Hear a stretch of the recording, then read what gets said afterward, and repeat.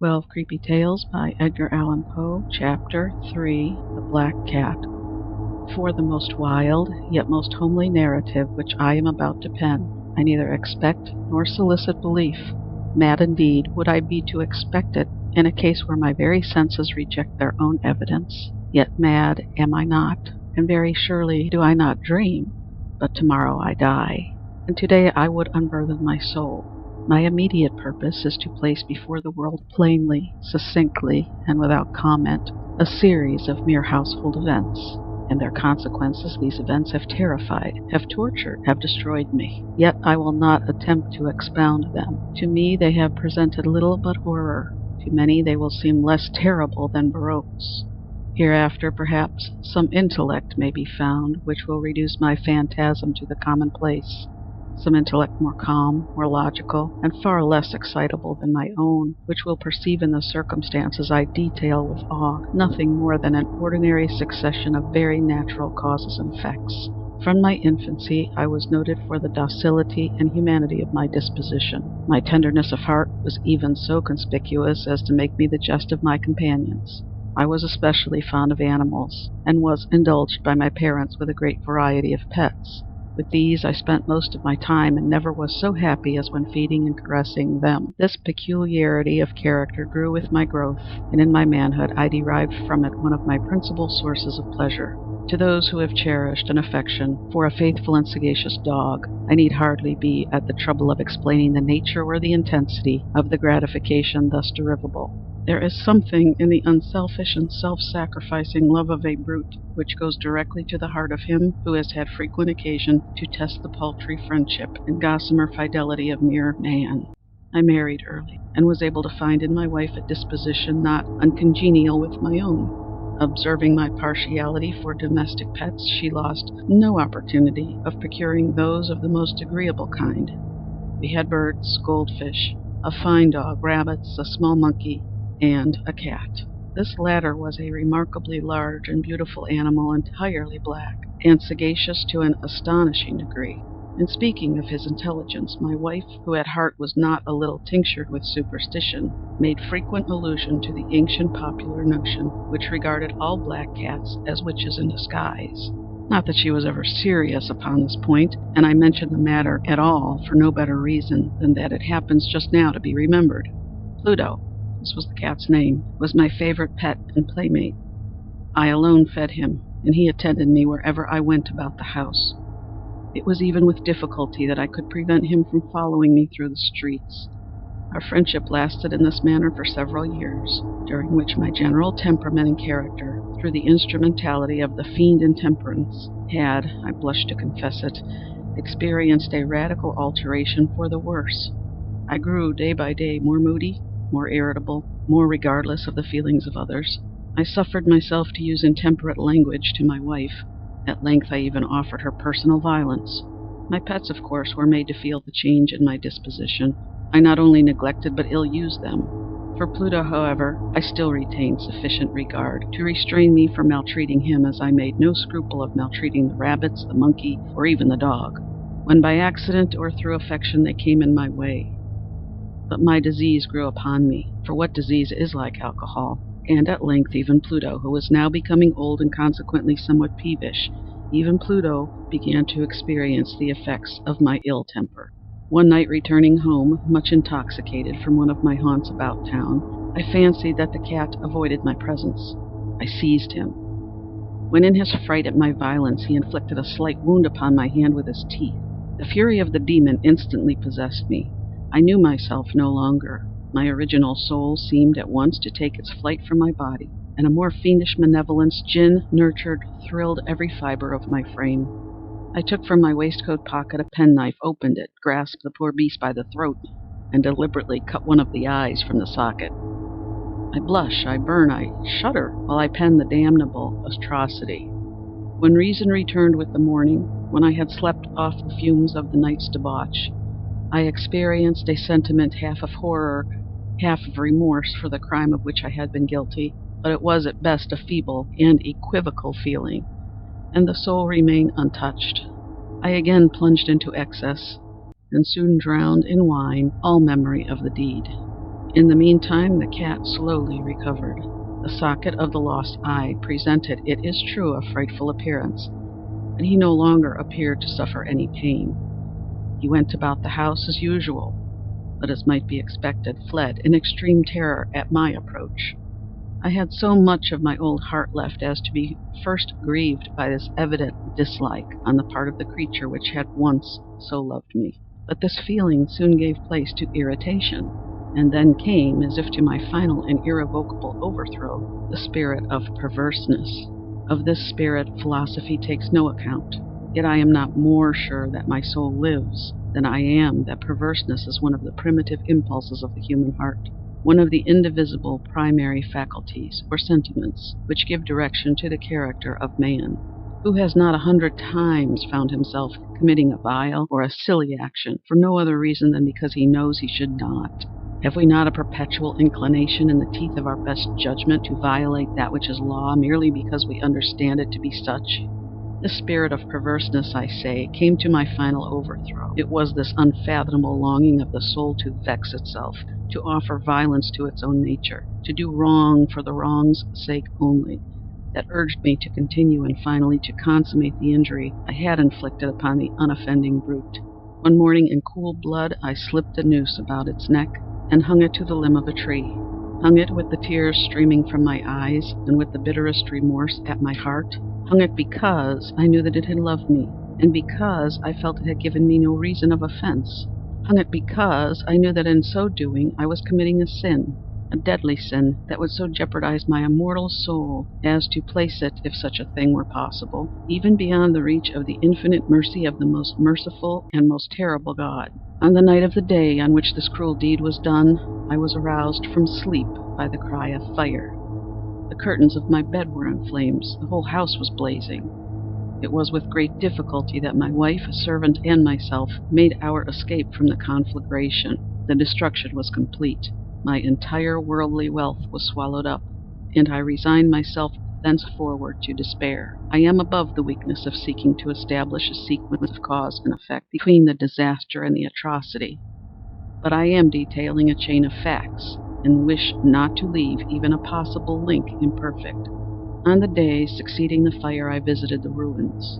The walls, with one exception, had fallen in. This exception was found in a compartment wall not very thick, which stood about the middle of the house, and against which had rested the head of my bed.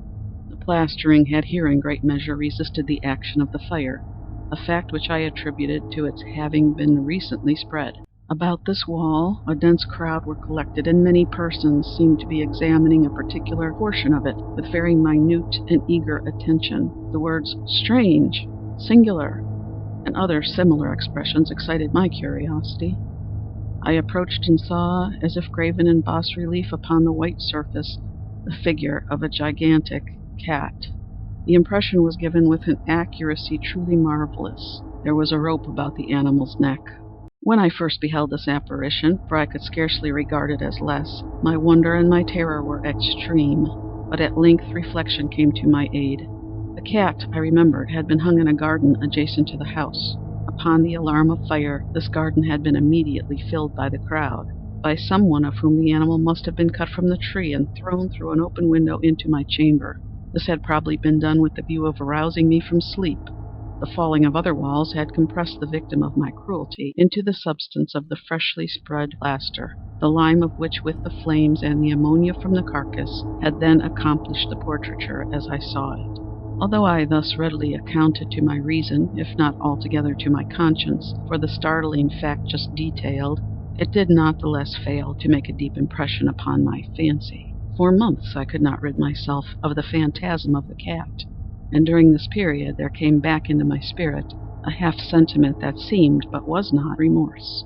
I went so far as to regret the loss of the animal, and to look about me among the vile haunts which I now habitually frequented for another pet of the same species, and of somewhat similar appearance, with which to supply its place. One night, as I sat, half stupefied, in a den of more than infamy, my attention was suddenly drawn to some black object reposing upon the head of one of the immense hogsheads of gin or of rum, which constituted the chief furniture of the apartment.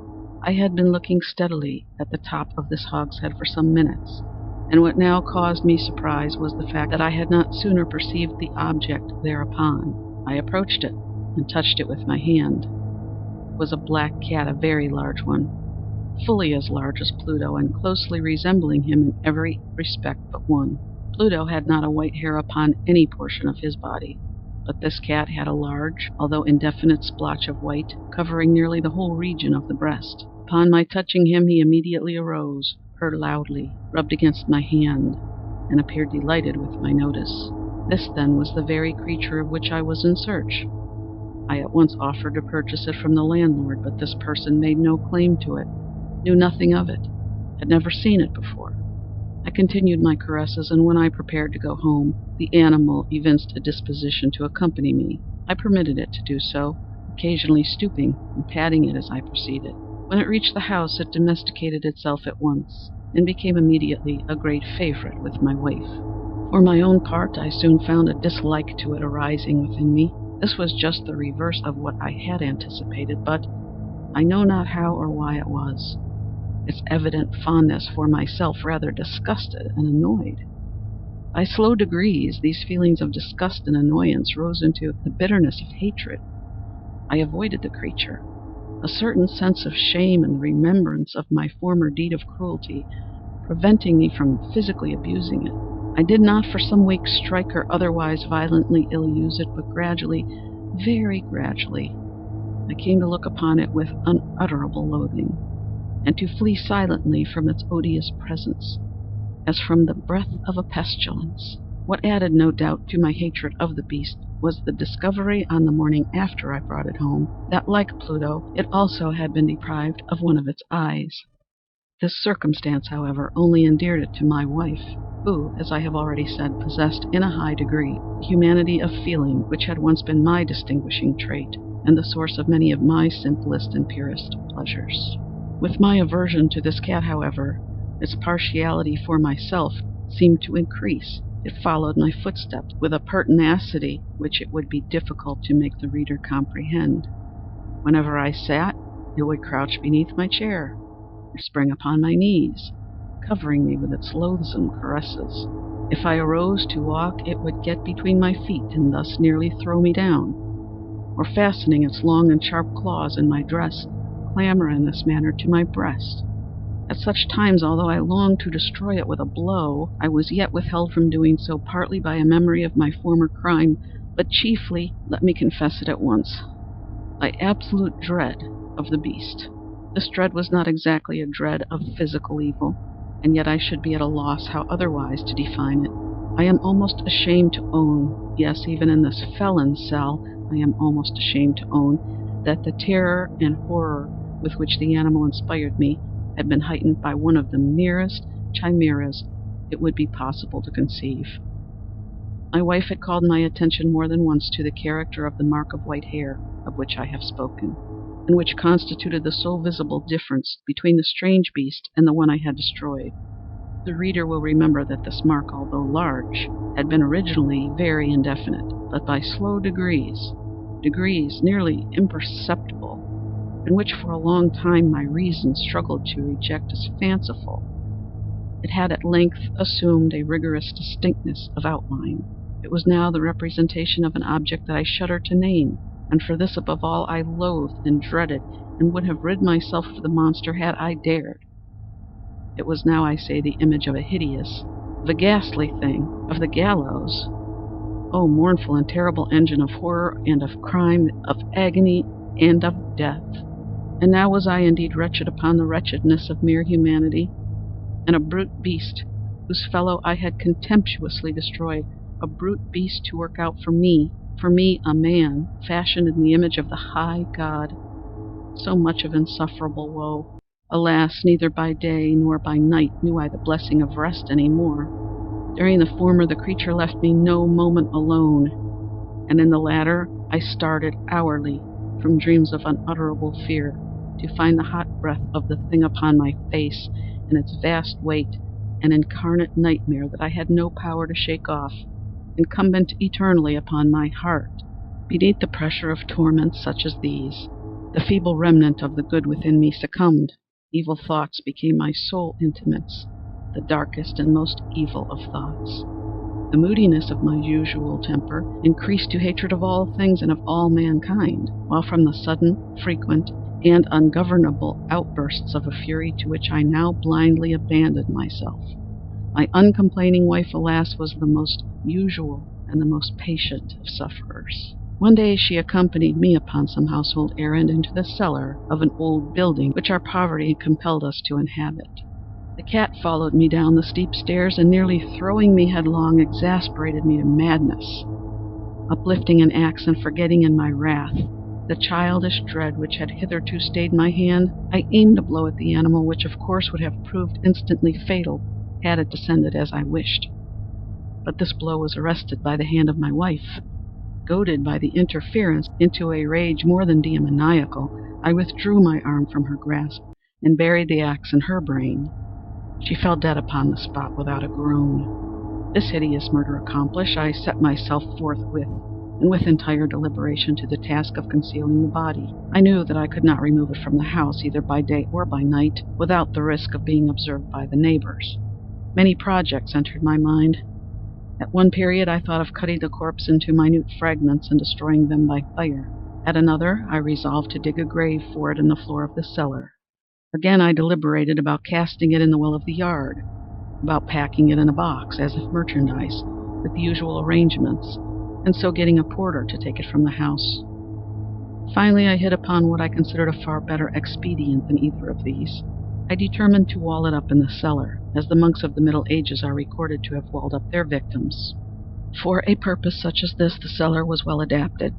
Its walls were loosely constructed, and had lately been plastered throughout with a rough plaster, which the dampness of the atmosphere had prevented from hardening. Moreover, in one of the walls was a projection caused by a false chimney or fireplace that had been filled up and made to resemble the red of the cellar. I made no doubt that I could readily displace the bricks at this point, insert the corpse, and wall the whole up as before, so that no eye could detect anything suspicious. And in this calculation I was not deceived. By means of a crowbar I easily dislodged the bricks, and having carefully deposited the body against the inner wall, I propped it in that position, while with little trouble I relaid the whole structure as it originally stood. Having procured mortar, sand, and hair, with every possible precaution I prepared a plaster which could not be distinguished from the old, and with this I very carefully went over the new brickwork. When I had finished, I felt satisfied that all was right. The wall did not present the slightest appearance of having been disturbed. My rubbish on the floor was picked up with the minutest care. I looked around triumphantly and said to myself, "Here at least, then, my labor has not been in vain." My next step was to look for the beast which had been the cause of so much wretchedness, for I had at length firmly resolved to put it to death. Had I been able to meet with it at the moment, there could be no doubt of its fate. But it appeared that the crafty animal had been alarmed at the violence of my previous anger, and forbore to present itself in my present mood. It is impossible to describe or to imagine the deep, the blissful sense of relief which the absence of the detested creature occasioned in my bosom. It did not make its appearance during the night, and thus for one night at least since the introduction into the house I soundly and tranquilly slept. I slept even with the burden of murder upon my soul. The second and the third day passed, and still my tormentor came not. Once again I breathed as a free man. The monster, in terror, had fled the premises forever. I should behold it no more. My happiness was supreme. The guilt of my dark deed disturbed me but little. Some few inquiries had been made, but these had been readily answered. Even a search had been instituted, but of course nothing was to be discovered. I looked upon my future felicity as secured. Upon the fourth day of the assassination, a party of the police came very unexpectedly into the house, and proceeded again to make rigorous investigation of the premises.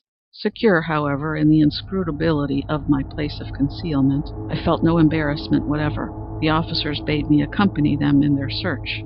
They left no nook or corner unexplored. At length, for the third or fourth time, they descended into the cellar.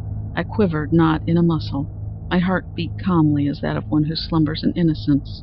I walked the cellar from end to end. I folded my arms upon my bosom, and roamed easily to and fro.